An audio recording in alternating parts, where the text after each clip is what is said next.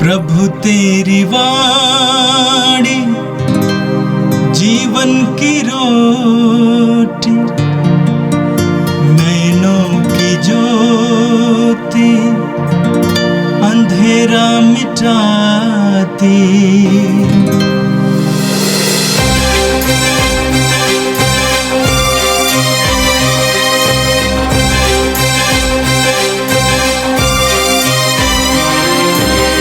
प्रभु तेरी वाणी जीवन की रोटी, नैनों की ज्योति अंधेरा मिटाती।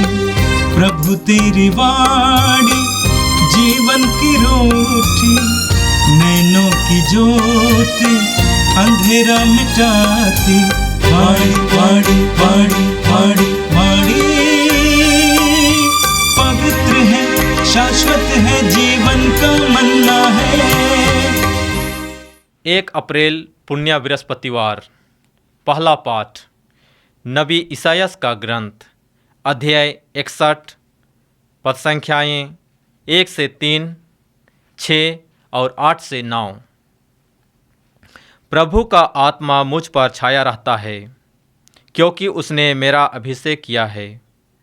उसने मुझे भेजा है कि मैं दरिद्रों को सुसमाचार सुनाऊं, दुखियों को ढाढ़स बंधाऊं, बंदियों को छुटकारे का और कैदियों को मुक्ति का संदेश सुनाऊं।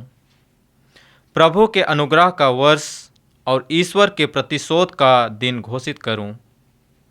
विलाप करने वालों को सांत्वना दूं, राख के बदले उन्हें मुकुट पहनाऊं, शोक वस्त्रों के बदले आनंद का तेल प्रदान करूं और निराशा के बदले स्तुति का चादर उड़ाऊं।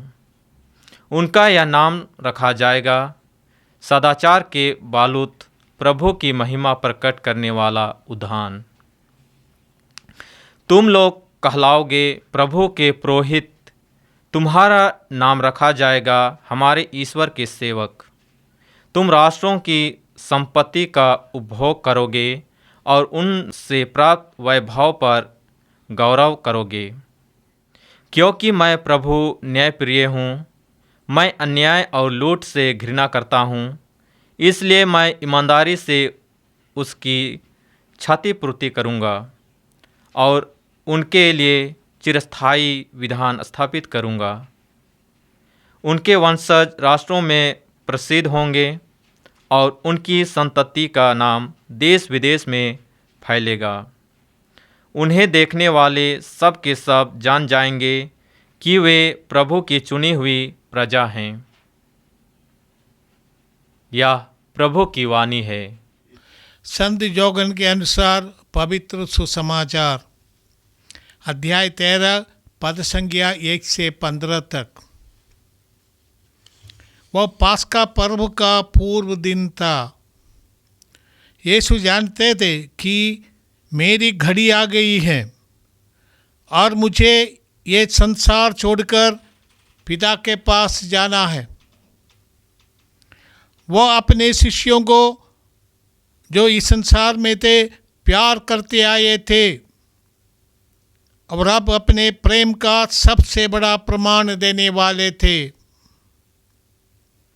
शैतान ब्याह के समय तक सीमोन इस्करियोती के पुत्र यूदस के मन में यीशु को पकड़वाने का विचार उत्पन्न कर चुका था। यीशु जानते थे कि पिता ने मेरे हाथों में सब कुछ दे दिया है। मैं ईश्वर के जगह से आया हूँ और ईश्वर के पास जा रहा हूँ। उन्होंने भोजन पर से उठकर अपने कपड़े उतारे और कमर में अंगोछा बांध लिया। तब वो परात में पानी भरकर अपने शिष्यों के पैर धोने और कमर में बंधे अंगोछे से पोंछने लगे। जब वो सीमोन पेतरुस के पास पहुँचे तो पेतरुस ने उनसे कहा, प्रभु आप मेरे पैर धोते हैं। यीशु ने उसे उत्तर दिया, तुम अभी नहीं समझते कि मैं क्या कर रहा हूँ, बाद में समझोगे। पेतरुस ने कहा, मैं आपको अपने पैर कभी नहीं धोने दूंगा। यीशु ने उसे उत्तर दिया, यदि मैं तुम्हारे पैर नहीं धोऊं तो तुम्हारा मेरे साथ कोई संबंध नहीं रह जाएगा। इस पर सीमोन पेतरुस ने उनसे कहा, प्रभु, अब तो मेरे पैर ही नहीं, मेरे हाथ और सिर भी धोइए। यीशु ने उत्तर दिया, जो स्नान कर चुका है उसे पैर के सिवा और कुछ भी धोने की जरूरत नहीं, वह पूर्ण रूप से शुद्ध है। तुम लोग शुद्ध हो, परंतु सबके सब नहीं। वो जानते थे कि कौन मेरे साथ विश्वासघात करेगा, इसलिए उन्होंने कहा, तुम सबके सब शुद्ध नहीं हो। उनके पैर धोने के बाद वह अपने कपड़े पकड़कर फिर बैठ गए और उनसे बोले, क्या तुम लोग समझते हो कि मैंने तुम्हारे साथ क्या किया है? तुम मुझे गुरु और प्रभु कहते हो और ठीक ही कहते हो, क्योंकि मैं वही हूँ। इसलिए यदि मैंने प्रभु और गुरु होकर तुम्हारे पैर धोए हैं तो तुम्हें भी एक दूसरे के पैर धोने चाहिए। मैंने तुम्हें उदाहरण दिया है, जिससे जैसा मैंने तुम्हारे साथ किया है वैसा ही तुम भी किया करो। यह प्रभु का दिव्य सुसमाचार है। प्यारे भाई और बहनों, आज पवित्र कलीसिया प्रभु भोज का त्यौहार मनाती है। अपने दुख भोग के पूर्व संध्या में प्रभु ने अपने शिष्यों के साथ यहूदियों का पास्का त्यौहार मनाया। आज के प्रथम बार में हमने यहूदियों के पास्का पर्व के बारे में सुना है। यहूदी पास्का पर्व हर साल निसान महीने के 14 से 21 तारीख तक मनाते हैं। सच में आज का दिन उनके लिए ये त्यौहार का दिन है। इस हफ्ते वो लोग ये त्यौहार मनाते हैं, बेखमीर रोटी का त्यौहार और पास्का मेमना का बलिदान। इसके द्वारा यहूदी उस महान चमत्कार को याद करते हैं। ईश्वर ने उनको मिस्र देश के गुलामी से चिन्ह चमत्कार के द्वारा मूसा के नेतृत्व में आज़ादी दी और उन्हें अपने लिए, अपने पूर्वजों के लिए जो प्रज्ञात देश है वहाँ पर ले चला। प्रभु ने लाल समुद्र पार करवा कर लाल समुद्र को 2 टुकड़े में बांट दिया और यहूदियों को सुरक्षित प्रज्ञात देश पहुंचा दिया। उसकी यादगारी में यहूदी हर साल पास्का त्यौहार मनाते हैं। प्रभु ने भी ये त्यौहार मनाया अपने शिष्यों के साथ, परंतु प्रभु यीशु ने इस त्यौहार को, अवसर को उस घड़ी के से जोड़ दिया। प्रभु ने पहले कहा, मेरी घड़ी अभी तक आई नहीं है, और आज सुसमाचार में जौन कहते हैं, यीशु जानते थे कि मेरी घड़ी आ गई है और मुझे इस संसार छोड़कर पिता के पास जाना है। इसलिए प्रभु अंतिम व्यालु के अवसर पर शिष्यों का पैर धोया और उनको ये आदेश दिया कि तुम एक दूसरे को जैसा प्यार करो जैसे मैंने तुम्हें प्यार किया है।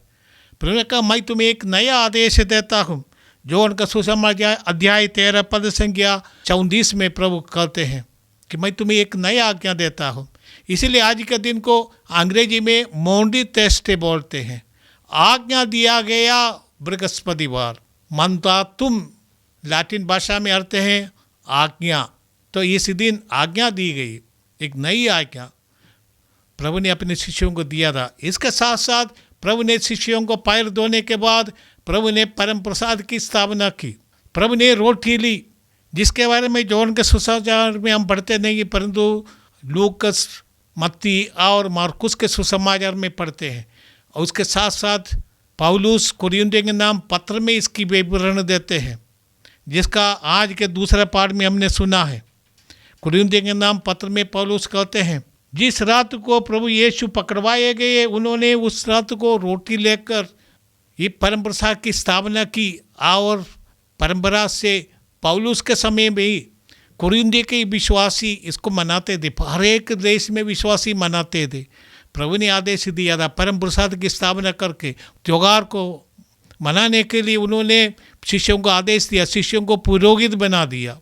और प्रभु ने इस प्रीस्टहुड की भी स्थापना आज के दिन किया है और ये नया आदेश भी दिया से आज के रात प्रभु ने 3 के कार्य किया। एक तो है परम प्रसाद की स्थापना, दूसरा है पुरोहिताई की स्थापना, तीसरा है एक दूसरे की सेवा करने का आदेश देने वाला नया आदेश दिया। जैसे मैंने तुमको प्यार किया वैसे तुम भी एक दूसरे को प्यार करो। आज की सेवा सबसे महत्वपूर्ण बात है परम प्रसाद की स्थापना। इसके द्वारा प्रभु ने रोटी लेकर शिष्यों से कहा ये मेरा शरीर है, तुम इसके ग्रहण करो। इसी तरह दाखरस भरा कटोरा लेकर कहा ये मेरा रक्त है जो तुम्हारे लिए बहाया जाएगा।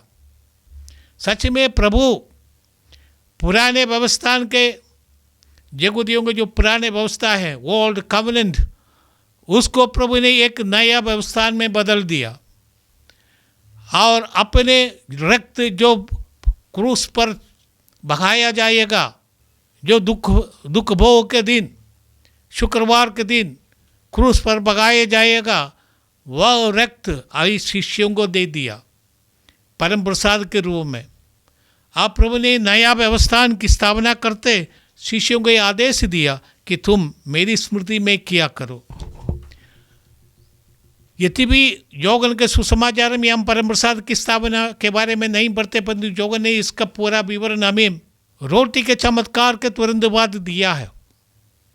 प्रभु ने रोटी का चमत्कार किया था कफरनाम के पास, जो 5 रोटी और 2 मछली से 5,000 पुरुषों को और उसके तुलना में स्त्रियां और बच्चों को लगभग 15,000 लोगों को खिलाया था।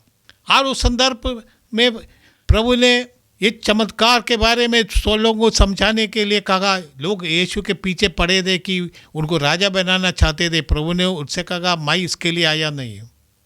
और संदर्भ में रोटी के बारे में प्रभु समझे, तुम्हारे पूर्वजों में मरुभूमि में रोटी खाई परंतु वो सब मर गए, परंतु जो रोटी मैं दूंगा वो जीवन देने वाला है। स्वर्ग से उतरी हुई जीवंत रोटी मैं हूँ और जो रोटी मैं दूंगा ये संसार के पाप के लिए समर्पित मेरा रक्त है, बगाए जाने वाला मेरा रक्त है।